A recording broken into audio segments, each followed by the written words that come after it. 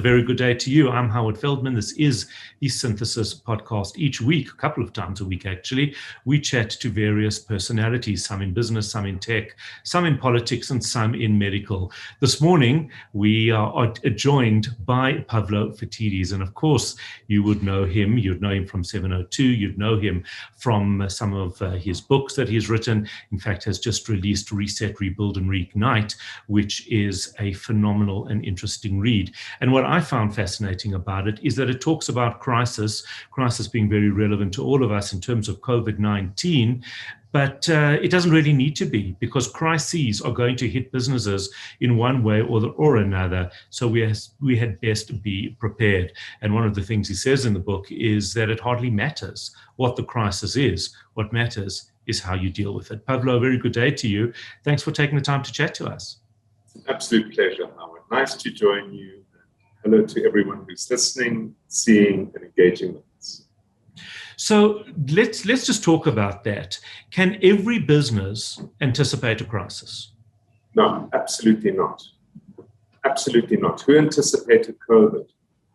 There will be a few people who say they might have. There's some early warning signs that came up with Bill Gates in 2014-15. He was already talking about a pandemic, but the timing of it was unknown. And the consequences of it were unknown. Who can anticipate burst pipes in a warehouse? Who can anticipate what happened, for example, to Tiger Woods the day before yesterday, when flying off the road in a near fatal accident? Crises happen, and it's part of life, and they've always been there.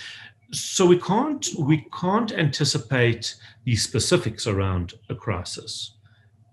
But what we can do is create an environment, I would imagine, that is robust and agile. I hate all these words because they really are proper buzzwords, but they really do suit this particular description. It's create an environment that is able to deal with the slings and arrows, I guess. Well, completely. And, for fear that you don't create an environment to be able to deal with unforeseen events or crises, it puts you in a position where you will always be the victim of the crisis, as opposed to leading change in the crisis and having those that follow that didn't act in the crisis become the victims of the crisis. And in business terms, what I've noticed over the last year and a half, the last year since we've had COVID, Howard, I've spoken to I speak to a lot of business owners, perhaps 5 a week, right through South Africa, in the United States, in Europe, in the UK, and across Singapore and Hong Kong. And what was fascinating for me were the two, let's call it psychological responses. The first lot, which makes up about 95% of that audience, the knee-jerk response to a crisis was one that said, gosh, a storm has arrived, let's call it COVID. It's creating all this uncertainty and danger out there. And what we need to do is go back into the safety of the port and the harbor, batten down the hatches, send our crews home, and wait for it to pass. About 5%, maybe 7%, turned around and said, a storm has appeared. What we are going to do is sail into the storm, and we're going to test the validity of our hull, the integrity of our hull, the business model. We're going to test our crew. We're going to learn to skill ourselves to sail in storms, because this is the first of many. And what's following behind COVID is a massive crisis that will be created by accelerated technology in the European environment or in the UK environment. It's Brexit. Globally, it's going to be new climate change legislation that's imposed upon us very quickly. In South Africa, we've been living with Eskom on, Eskom off mostly for however long. And ongoing social, political uncertainty is going to remain, and it's going to persist for a while longer. And those that said, if that's the world that we're sailing into, if that's the world we're building a business into, you learn to sail in a storm. You don't learn to sail in smooth waters. And that made up about 5 or 7% of the audiences that I've certainly been engaging. So the whole idea, obviously, being that we need to actually deal with what comes our way. What prevents us from doing that? As you were talking, I was thinking back to a business experience that I had some years ago, and for me, I think it was ego. I think it was the inability to say we're heading into a crisis. It wasn't COVID. It happened to be the world commodity markets changing and hitting a bit of a crisis. And instead of saying, let's find the way that the company can test this, we said, well, this is who we are, and we don't want to be seen to be anything different. That I think was perhaps a fault when I look back at some of my business experience. Are there multiple factors? What is the most common thing that pushes a company, to use your metaphor, to go back into that harbor rather than dealing with the storm that is actually going to allow them to be much stronger at the end of the day? You know what? And I'm sure some people might be upset by this first statement. I think there's a fundamental difference between business owners who are driven by a well-defined intention as opposed to business owners who are operating businesses. If you think about it, time is completely inelastic. And for many of us, we often think that next year will be different. We're going to do things differently. And yet, at the end of that year, for many of us, things weren't that different. So what influences that is a mindset, an attitude, a thought process around why you do what you do. One of the most defining features for me in amongst that 5 to 7% audience that I spoke to is they had a very clear intention around why they were doing what they were doing and what the end game was. Most business owners go into business, you fall into business. If you're extremely privileged in life, you grasp an opportunity to create a business, but most go into business out of necessity. And the nature of a business, which has very little to do with your education, your intelligence, your commitment, your hard work, so it's never personal. The nature of building a business beyond a certain size is complicated. And in that complexity, there's noise all the time. And over a period of time, that noise that sees us being busy becomes the way that we do business. And Carl Jung argued it beautifully. He said we become trapped by the images of our past. If you don't have a mindset that says, I'm in business, yes, passion drives me without any question of doubt, but my purpose is to build a business that will achieve X within Y period of time. Immediately, the elasticity of time lets you fall into the noise. If you're outside of the noise, Howard, it puts you in a place where you can turn around and say, a crisis is every day, it happens. And the first thing I need to do to get control of this is deal with my own psychology, my own fear, my own apprehension, my own ego. And in Reset, Rebuild, Reignite, I talk extensively to one of the most remarkable people, I think, that has walked this earth. And that is Elizabeth Kubler-Ross. She was an American-Swiss psychologist who dedicated her life to understanding what people go through when they lose something close to them, the grief cycle. And she argues, and I'll share my direct experience. In 2020, the beginning of 2020, the plans we had for Auric were crisp and clear and well set out. I was so attached to them. And when we realized that COVID was going to change the world, she argues you go through a period of denial first. And I absolutely did. In December, I said it was a flu. Then she says, as it becomes a reality that the crisis is about to happen, in her instances, that the person you love that gives you meaning and value in your life is going to pass on because of a terminal condition. You go through two emotions, anger and fear. And do you remember we saw the pictures? Do you remember we saw the pictures of people running to go and get 5,000 rolls of toilet paper? Absolutely. It was, I need to do something about this. I don't know what it means. I'm angry, I'm fearful, I need to act. And then you get dumped into a realization that this event has taken place, and you sit in this well of depression. And to the extent that you don't manage yourself out of that well of depression, you can remain there for an inordinately long period of time. She then went on and said, the best way to climb out the well of depression is to act. So run and buy 5,000 rolls of toilet paper. See what works, see what doesn't work, discard what's not working, and double down on what is working.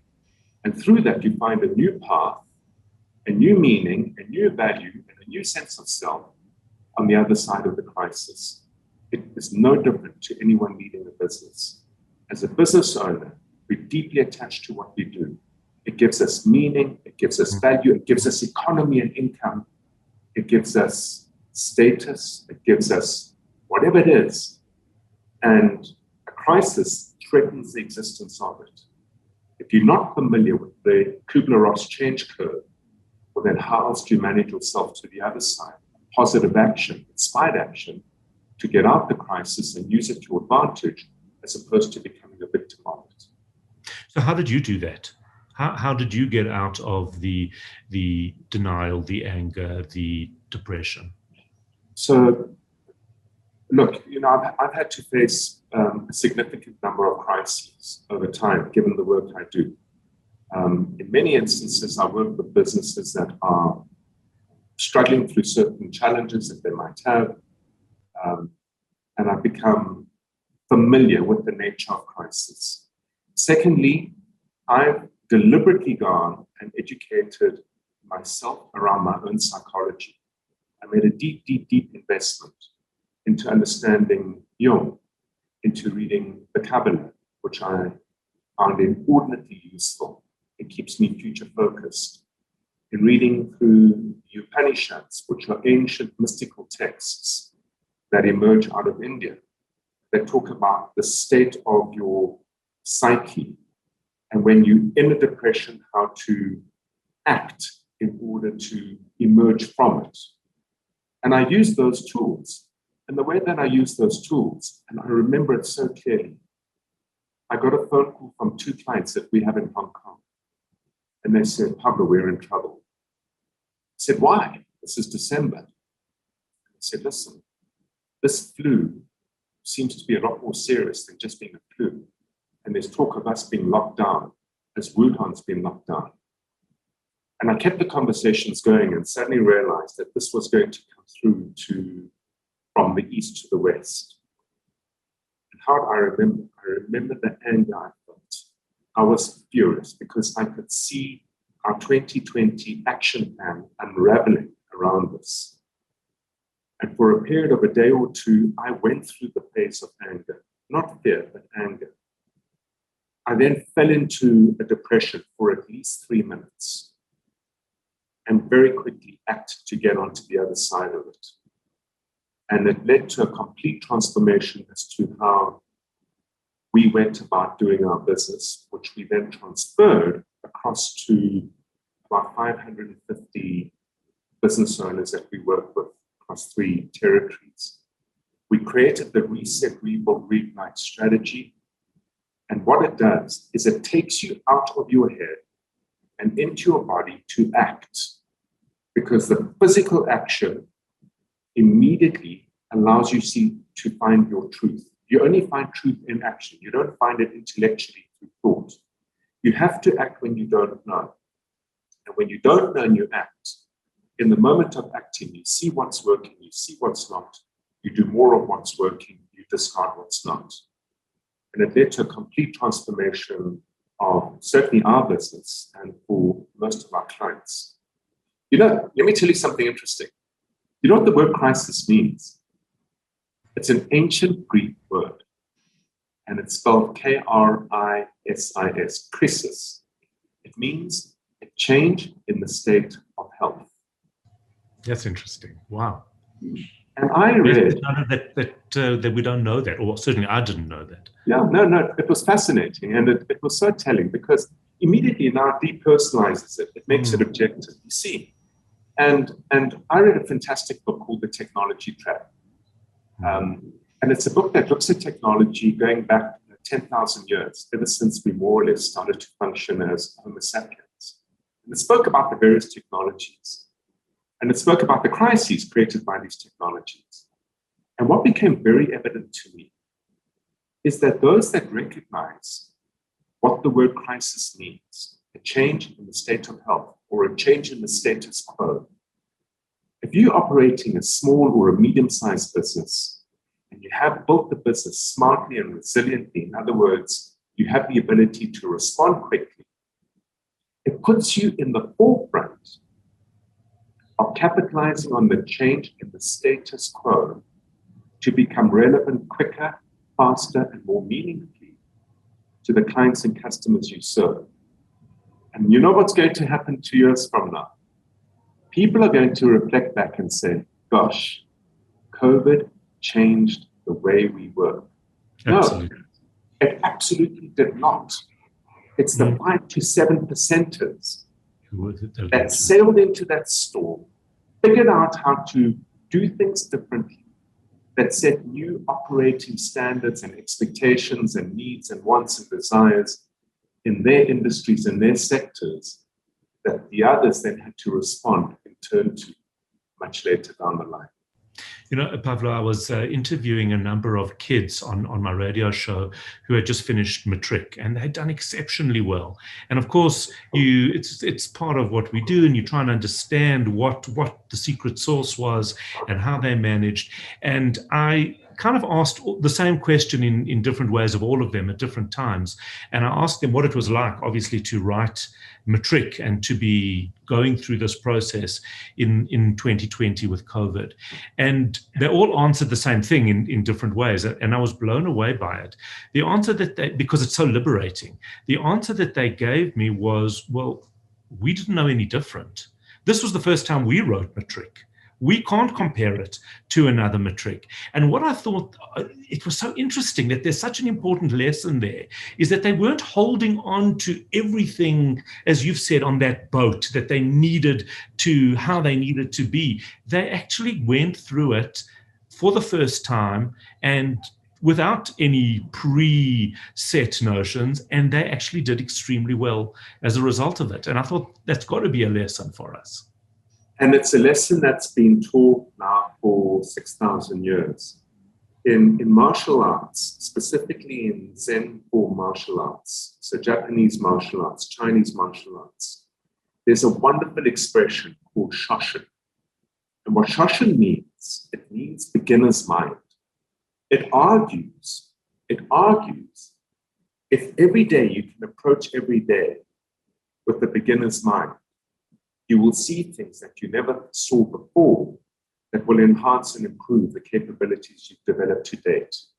It argues that when you step into a ring in combat, and I look at you and you look at me, and my mind races away saying, he's bigger, she's stronger, he's younger, he's older, she's faster, this one's taller, that one's shorter. In the moment that you do that, you lose a sense of being in the absolute present moment, and you lose beginner's mind. And whilst your mind is being occupied with all those thoughts, which if you listen carefully to the way I express them, are linked to either your insecurities or a pattern of behavior that you want to impose upon your opponent in that ring. Almost a learned pessimism in a way. Completely. It's a learned pessimism or a learned helplessness. The moment your mind's there, what brings you back to the present moment is that whilst you're thinking that, you get punched on the nose by your opponent because he or she is not thinking, they're acting. And again, I say, truth is only ever found in action. So it's a wonderful habit to develop, this idea of beginner's mind. As hard as it is to master, it's a wonderful thing to be aware of, because if you're aware of it, you can move towards it. What's interesting to me is the amount of disciplines or the amount of influences you pull into your approach to business. Obviously, not everybody, A, has the interest, or B, has the ability to do that. But to what extent does a good leader, I don't know if that's even a reasonable expression, a good leader, to what extent does a leader need to draw in on different experiences? It's very clear from what you said, they need to know who they are and what drives them. That's abundantly clear. But how important is this whole, is the periphery, maybe? I think it's absolutely vital nowadays. You know, if you think about the evolution of business, the formal evolution of business, and when I say formal, I'm saying taught, learned business, as opposed to trading through personality or knowledge or relationships.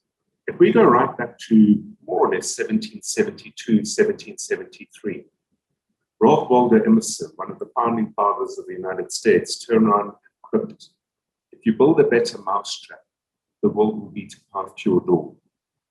And Howard, he was absolutely right, because what he was saying is if you had a good product or a good service, you were done, you were made. And in 1773, he was correct because there were very few products or services around.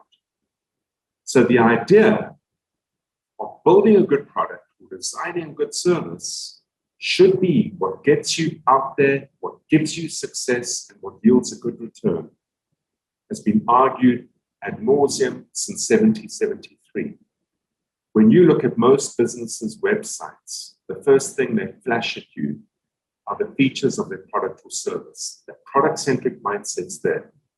Excepting today, there is no product advantage anymore because there are so many products. Then we moved on, and smarter people, and perhaps you and me, turned around and said, no, the next evolution is all about price. And in 1922, Henry Ford was quipped saying, you can have any Model T Ford you want for so long as it is black. And he realized that the product alone was not enough to win a market. He realized, in fact, that you needed to get pricing right. And he was competing with the horse. So the assembly line was created by him to create repetitive tasks, to drop the price of the product. And it certainly built Ford. And then we progressed on, and eventually when everyone had a good product and everyone had a good price, what was the next advantage? Philip Kotler, who's known or understood to be the doyen of marketing or the father of the advertising industry as a whole, in the late 50s, early 60s, turned on and said, no, beyond the product, beyond the price, you need to know who you serve. And as we sit here today, that's what gets taught. And yet, today, those three features of success, elements of success in a business, are not cutting it. What I've certainly learned in the work that we do, already a decade ago, we started to argue what makes somebody spend money. Because as a business owner, you have to figure that out.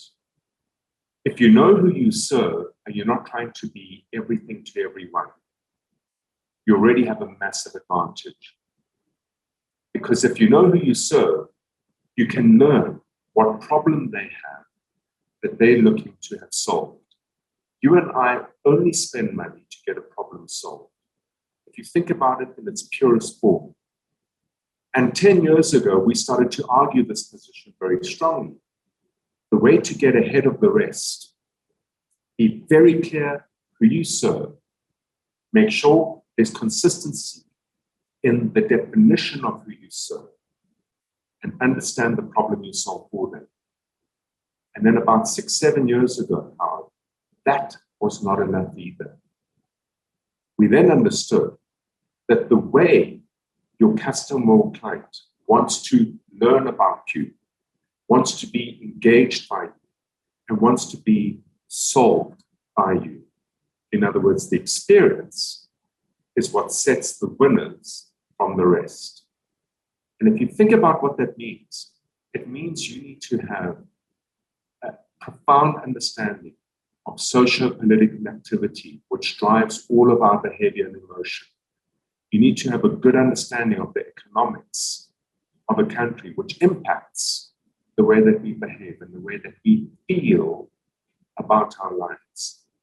And business today has become, for those that want to create distinction in what they do, it's become a process of garnering deep empathy around who you serve, the industry you play in, and how you manage and lead your own team. I think it's very hard to achieve outside of that empathy. And it's very hard to achieve if you don't focus on it, because none of us are just born with this inherent knowledge. These are things that have to be developed. It has to be developed, but there's also a system to it. You know, you can be the most naturally gifted heart surgeon, but unless you have a system to conduct heart surgery, I'm sorry, no offense, Howard, but I wouldn't want you operating on me. I would like to rely on a system. Yes, I'll write about it though. So, so I'll come for my consultation later of my heart. It's ticking quite well at the moment. But the point that I'm making is, unless you can create simplicity in the way you build and grow, govern and lead a business that caters to all the requirements of what a business needs to succeed, you will drop balls, you will forgo the obvious, and you will waste the most precious thing that we have available to us, and that is time. And realizing this too late in the game is of no value to you or anyone around you. And the approach that we took is we created a system that begins and ends to cater to all the requirements that allow you to step ahead of the rest. And I apply it to myself every day. It's one of the things that has now become a habit of being, and that habit of being affects the way I behave, and the behavior yields a result for me. It is something I wish I'd learned maybe 15, 20 years ago. So, and that's your own system? Well, it's a system. It's a system that was born through experience. Quite a few experiences. I mean, the backstory behind the system. I was personally born to three entrepreneurs. My father was an entrepreneur. My two uncles were entrepreneurs. They never had corporate connections in their lives. They never had government connections in their lives.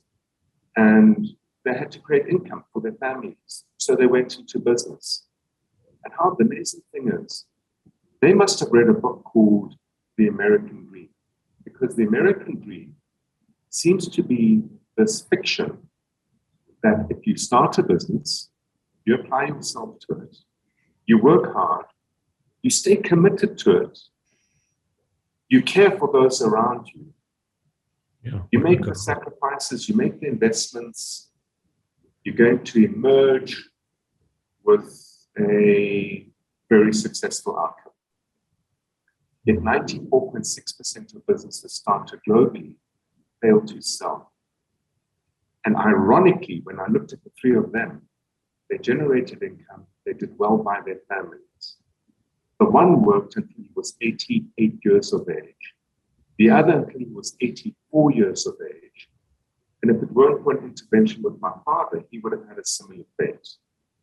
They didn't work for that long because they loved what they did. They worked for that long out of sheer necessity.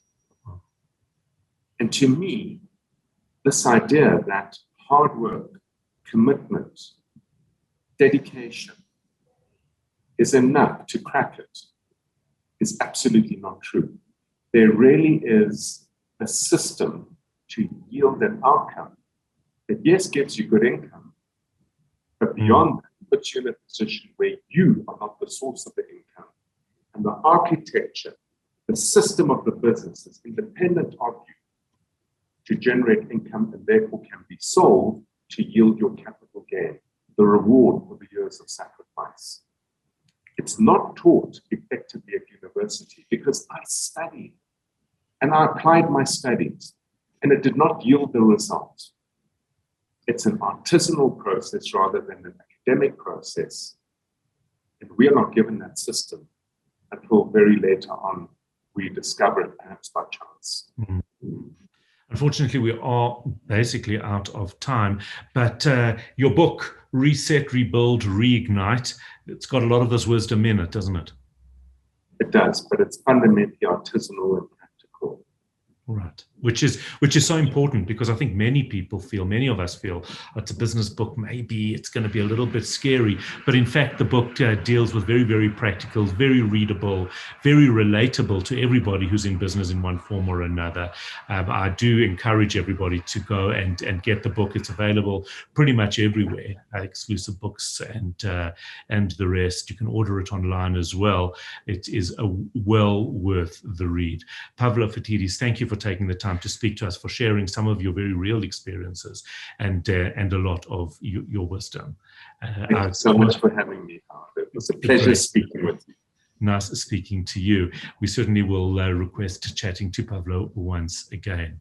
I'm Howard Feldman. This has been the Synthesis Podcast. Don't forget to subscribe on the channel below so that you can make sure that you do receive an alert whenever one of these become available. Have a good day, have a good week, and we'll chat soon.